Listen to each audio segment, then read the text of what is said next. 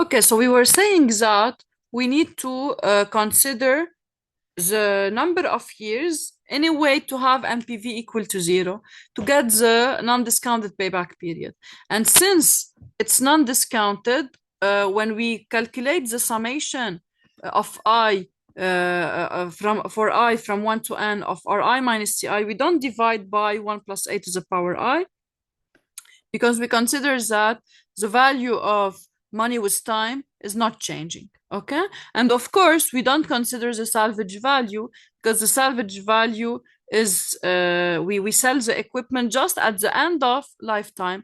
So and we expect that the payback period is lower than the lifetime. That's why we don't include the salvage value. So now in this relation, because Ri minus Ci is constant, we can take it outside of the summation. And summation from 1 to n of 1 is n. Okay, so from here we can say that the number of the payback period in this case is just equal to the investment I over Ri minus Ci. You can use this formula directly in case your net income per year is constant. So you can directly say I divide the investment by the net income per year, I get the non-discounted payback period. This value is relatively high because the lifetime is just 8 years. And actually, we know that the discounted payback period will be larger. So from here, we can expect that this project A, is not very attractive. Okay. And this result was already observed before, because even for a discount rate of just 5%, the CER was at the limit of 30. So in case we have larger discount rates, we will say that this project is not profitable. Okay. And we can expect this. This is why I told you the non-discounted payback period can be a good indication for the economic or financial state of the project. Now, for the discounted payback period, okay, what will change is that I should discount the net income per year. So I should divide, when I do my summation, I should divide here by 1 plus A, the discount rate. Here they use different names. They called it I. No, it doesn't matter. Use what you want. Okay, you can use any name for it. So if you name it A, it's 1 plus A to the power I, with I is the number of years. Okay, so here if we apply this formula, we have, and we do the geometric expansion, the only unknown is the number of years n. And you can solve it for this equation. You can solve it mathematically. It's really simple. Okay, you can use ln to solve for the number of years for the non-discounted payback period, for the discounted, sorry, payback period. And as expected, the discounted payback period is larger than the non-discounted payback period. And since the lifetime is 8 years and the discounted payback period is 6.26, this is the indication that the lifetime is really short. So if the lifetime was larger, the project will be much more attractive. But because the lifetime is really small and the investment is really high, this made a limitation for our project. Okay. So as expected, the discounted payback period is larger than the non-discounted payback period, since it takes into consideration the time value of money and discount incomes and costs when evaluated at present. And we can say, because this value is close to the end of lifetime, this project doesn't seem to be very attractive. Okay, now let us compare now here to consider the case of variable net income per year. They asked us this question. So compare the discounted and non-discounted payback period of project A, considering a discount rate of 5% and a selling price of $4.2 per item for first year, $4.1 per item for second year, and $4 per item for the remaining years. So here in this case, okay, we don't have a constant value of Ri minus Ci. And this will make the calculation of discounted and non-discounted payback period a little bit more challenging. But always the method is the same. Okay. Whenever I consider non-discounted payback period, I try to write my equation again. So here I can write my that NPV at year n equal to 0. Okay. So first I have this is equal to minus the investment. So for machine A, it's minus 20,000. Now, because when I do the summation, okay, I should divide the summation. Yani, I can say that for year 1, I have R1 minus C1. For year 2, since I have another income, so R2 is different than R1, I should do plus R2 minus C2. While for the remaining years, yani after year 3, I have exactly same values of income and cost. Okay, so I can just say plus what is the number of remaining years? I already considered year 1 and year 2. So the number of remaining years is n minus 2. So plus n minus 2 times R3 minus C3. Okay, this equation will give me n. Now all I have to do is to evaluate my R for different years. Okay, so they said yes. Can you please repeat what is the question here? Yes. Okay. In this question, we varied, if you want, the selling price with years. And we considered like a plan, and we don't want to have a fixed price selling price with years. We'll start first with a relatively higher selling price of $4.2 per item for year 1. Then for year 2, we'll have a selling price of $4.1 per item. And for the remaining years, we'll sell at $4 per item. Okay, so we considered a certain plan of variation of selling price to see how it will affect the payback period. Of course, if you consider this compared to the previous question, in the previous question, they considered a selling price of $4 per item. Okay, so here, since we are considering larger prices for the first 2 years, we expect that the non-discounted payback period and discounted payback period will be lower. They will be lower now because we considered a higher revenue for the first 2 years. Okay, and to investigate this, let us put the equation. When we put the equation, you have the summation from year 1 to year n that you want to calculate of Ri minus Ci. This is when you consider the non-discounted payback period. Okay, but here this summation, you don't have a constant term here. This term is varying with years, because in year 1, Ri is they said for year 1 the selling price is $4.2 per item. So you need to multiply 1,000 items of production by 4.2. Okay, so you have Ri is equal to 4,200. While for the cost, as we have seen before, for project A, okay, you only have a maintenance cost of $200. So when you subtract now minus 200, you will get that for the first year, your Ri minus Ci is 4,000. Okay, so when you do your summation, you need to divide it into parts. So you have R1 minus C1 first, okay, which is equal to 4,000. Plus, now, for second year, you have a selling price of $4.1 per item. So now you will get 4,100 minus 200, it's 3,900. Okay, so in your summation now, you have this term, you replace it by 4,000.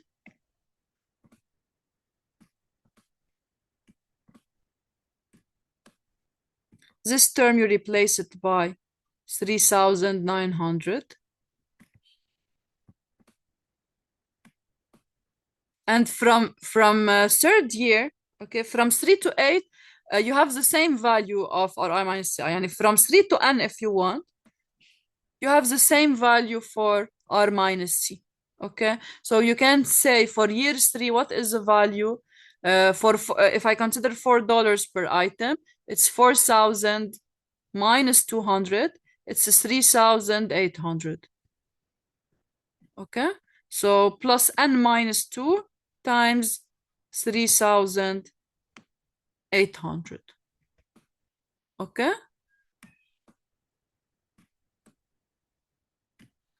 and now in this equation, the only unknown is N, so you can calculate the value of N. And as expected here, okay, if you solve for N, you get a value smaller than 5.26 because your revenue increased. So when you increase your income and you fix all other parameters, the non-discounted payback period and discounted payback period will be reduced. Sometimes, okay, this is a first method. This is not the only method to calculate the non-discounted payback period. Sometimes you can use a tabulated form. Okay, and for example here, you can say the following. You can construct a table, you put the investment, and you put for each year, what is the income, what is the cost? 1, 2, 3, 4, 5, 6, etc. Okay, so for example, for year 1, we said that the income is 4,200 and the cost is just 200. So the annual net rate is 4,200 minus 200 equals to 4,000. Okay, so now I already paid back 4,000 for the first year. For second year, I have a smaller income of 4,100, same cost maintenance of 200. So my my annual net rate for year 2 is 3,900. If I consider the net income from the beginning, I add 4,000 plus 3,900. So until now, I paid back $7,900. But my purpose is to reach the 20,000 to say that I paid back my investment. Okay, so we continue to complete the table for year 3. From year 3 and above, I have a constant revenue of 4,000 and the cost of 200. So I have the annual net rate equal to 3,800. And now I do the summation to get the net income at end of each year. And I will stop when I reach a value larger than 20,000. At year 6, I reached a value larger than 20,000. So I can say that the non-discounted payback period is between 5 and 6 years. Now, if I want to estimate it in a fraction, I can assume that the payments are spread evenly within the months of the year. Okay, so I can say the following. At end of year 5, I still have only $700 to pay back. Okay, and during year 6, I have a net annual rate of 3,800. So if I want to find the fraction of year 5 that I need, I just have to divide the remaining part to pay, which is 700. Of course, assuming, as we said, that payments are spread evenly within the months of the year. So I divide 700 by 3,800. I say I need a fraction of year 6 of 0.184 years. So the total non-discounted payback period is 5.184 years. It's exactly the same result that I obtained before. Okay? Question on this? Doctor, I have a question. Yes.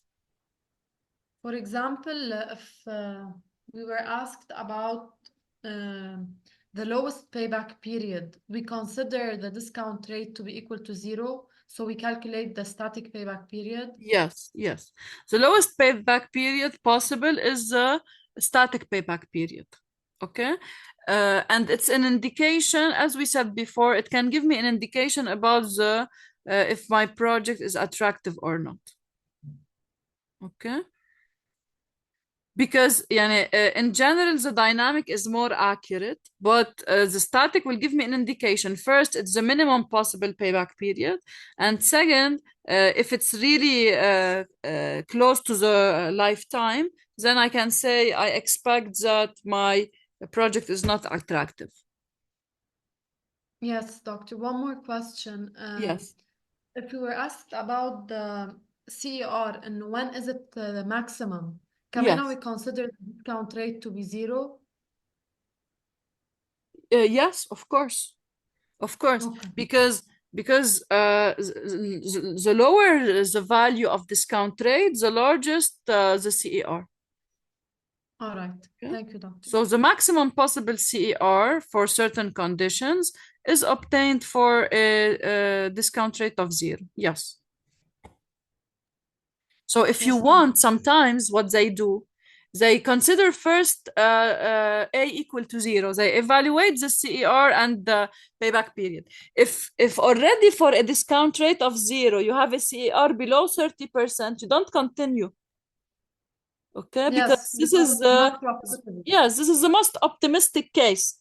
So if you get already a CER that is not very attractive, you stop here and you don't need to go into further calculations. However, if for static scenario you get low payback period and large CER, you say now it's good to continue. You investigate the different values of discount rate, you find your internal rate of return, etc.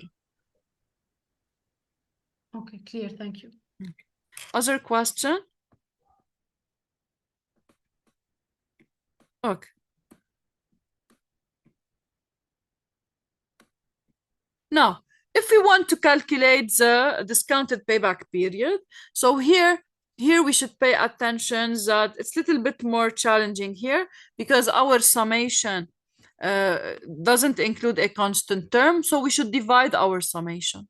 Okay, so now we say to get the discounted payback period and determine the value of n, we do minus I plus summation for year going from 1 to n of Ri minus Ci over 1 plus I to the power L.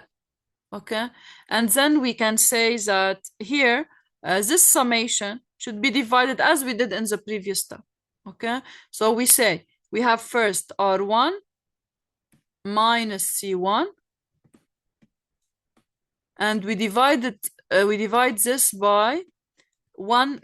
Here they gave us the discount rate to be 5%, so divided by 1.05 to the power 1, and we have already calculated R1 minus C1 to be 4,000.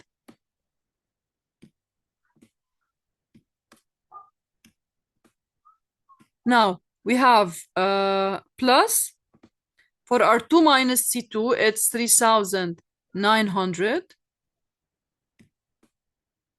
over 1.05 square. Now for the remaining terms, Ri minus I is not changing anymore. So this is why we can say we have a summation from year 3 to year n of 3,800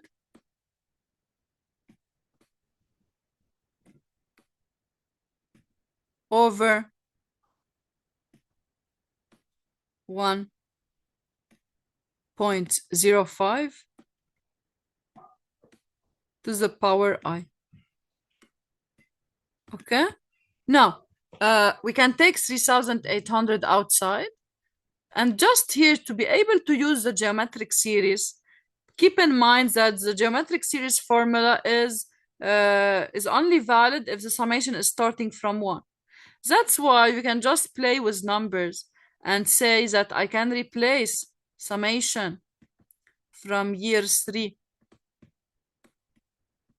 to year n of 1 over 1 plus I, 1.05 to the power I. I can say I can divide it in this way. It's equal to summation from 1 to n, for which I know the formula, okay? But then what should I do? I should subtract. So I do summation from 1 to n of 1 over 1.05 to the power I, and I can replace this by the geometric series expression, but I should subtract the first two terms because I need just the summation from 3 to n. So I subtract minus 1 over 1.05 minus 1 over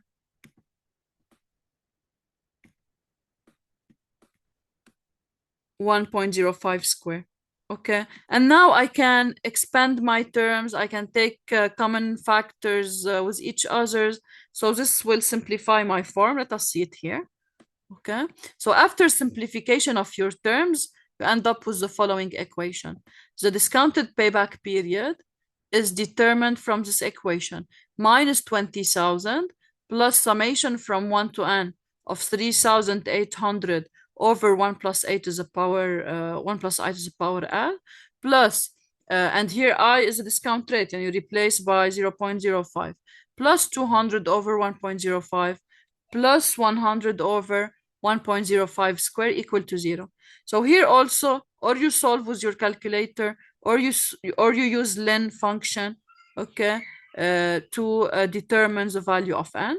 And here also, as expected, the discounted payback period is larger than the non-discounted payback period. Plus, compared to the previous question, it's smaller than 6.26 because the income is larger when we increase the income for the first 2 years. So this strategy will help us into reducing the discounted payback period. But it didn't reduce it a lot because you only applied this price for 2 years. You can say, if I want to decrease more and more my payback period, I need to consider a larger selling price, or I can consider $4.2 for a larger number of years. Okay. Any question on this? Okay.